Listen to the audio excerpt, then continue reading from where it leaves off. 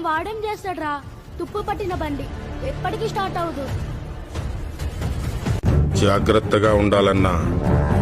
తిక్కరేగి వాడు ఈ ఊరి మీద పడితే ఈసారి మెడ పట్టుకోవడం కాదు, మేక తలలు తెంపినట్టు తెంపే కసివాడిది.